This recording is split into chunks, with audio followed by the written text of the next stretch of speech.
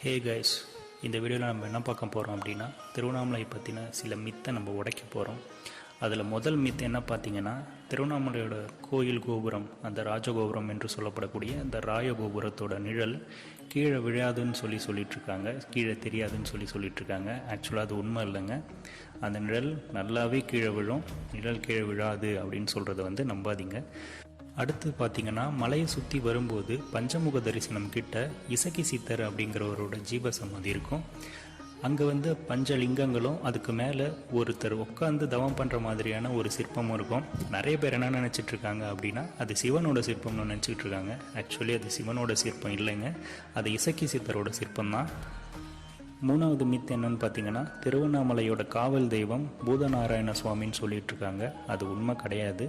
எந்த ஒரு சிவத்தலத்துக்குமே காவல் தெய்வம்னா அது காலபைரவராக மட்டும்தான் இருக்க முடியும். ஸோ திருவண்ணாமலையோட காவல் தெய்வமும் காலபைரவர் தான். அது மட்டும் இல்லாமல் கோயிலுக்குள்ளே பிடாரி அம்மன் ஒரு அம்மன் இருக்காங்க. அவங்களும் திருவண்ணாமலைக்கு காவல் தெய்வம் அப்படின்னு பழங்காலத்துலேருந்தே சொல்லப்பட்டுக்கிட்டு இருக்காங்க. நாலாவது மித்து என்னன்னு பார்த்தீங்கன்னா, பிடாரியம்மன் சன்னதிக்கு பக்கத்தில் இருக்கிற மரத்தில் நிறைய பள்ளிகள் இருக்கும். அது எல்லாமே சித்தர்கள்னு பல பேர் நம்பிக்கிட்டு இருக்காங்க.